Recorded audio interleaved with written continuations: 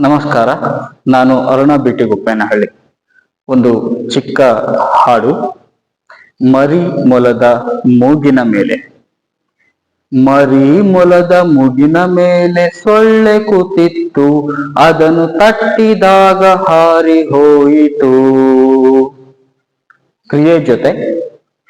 ಮರಿ ಮೊಲದ ಮೂಗಿನ ಮೇಲೆ ಸೊಳ್ಳೆ ಕೂತಿತ್ತು, ಅದನ್ನು ತಟ್ಟಿದಾಗ ಹಾರಿ ಹೋಯಿತು. ಇದನ್ನ ಬೇರೆ ಬೇರೆ ವೇಗದಲ್ಲಿ ಹಾಡಬಹುದು.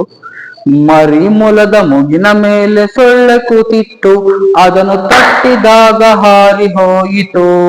ಮರಿ ಮೊಲದ ಮೂಗಿನ ಮೇಲೆ ಸೊಳ್ಳೆ ಕೂತಿತ್ತು, ಅದನ್ನು ತಟ್ಟಿದಾಗ ಹಾರಿ ಹೋಯಿತು. ಇದನ್ನ ಇನ್ನೂ ವಿಭಿನ್ನವಾಗಿ ಸೃಜನಶೀಲವಾಗಿ ಬಳಸಿಕೊಳ್ಳಬಹುದು. ಇದರ ಅಂತ್ಯದ ಪದಗಳನ್ನ ಹಾಡದೆ ಮೌನ ವಹಿಸ್ತಾ ಆ ಸ್ಥಳದಲ್ಲಿ ಕ್ರಿಯೆಗಳನ್ನ ನಿರಂತರವಾಗಿ ಇಟ್ಟುಕೊಳ್ತಾ ಪೂರ್ಣ ಹಾಡನ್ನ ಮೌನವಾಗಿಸಿ ಕ್ರಿಯೆಯನ್ನ ಮಾತ್ರ ನಡೆಸಿ ಮತ್ತೆ ಕೊನೆಯ ಪದದಿಂದ ಸೇರಿಸ್ಕೊಳ್ತಾ ಬರ್ತಾ ಬರ್ತಾ ಮತ್ತೆ ಈಗ ಹಾಡುವ ಯಥಾಸ್ಥಿತಿಯಲ್ಲಿ ನಾವು ಹಾಡಬಹುದು. ಉದಾಹರಣೆಗೆ, ಮರಿ ಮೊಲದ ಮೂಗಿನ ಮೇಲೆ ಸೊಳ್ಳೆ ಕೂತಿತ್ತು, ಅದನ್ನು ತಟ್ಟಿದಾಗ. ಮರಿ ಮೊಲದ ಮೂಗಿನ ಮೇಲೆ ಸೊಳ್ಳೆ ಕೂತಿತ್ತು, ಅದನ್ನು. ಹೀಗೆ ಇಡೀ ಹಾಡನ್ನ ಮೌನಗೊಳಿಸ್ತಾ ಬರಬಹುದು.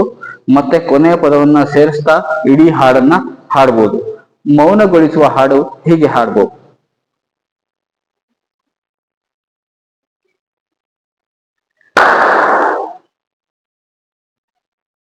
ಈ ಕ್ರಿಯೆಯನ್ನ ಮತ್ತೊಮ್ಮೆ ಮರುಕಳಿಸ್ತೇನೆ. ನನ್ನ ಕ್ರಿಯೆಗೆ ನಿಮ್ಮ ಹಾಡನ್ನ, ನಿಮ್ಮ ಧ್ವನಿಯನ್ನ ಒಂದುಗೂಡಿಸಿ.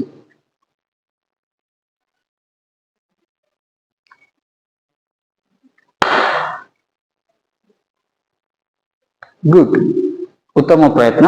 ಹೀಗೆ ಇಡೀ ಹಾಡನ್ನ ಮೌನಗೊಳಿಸಬಹುದು.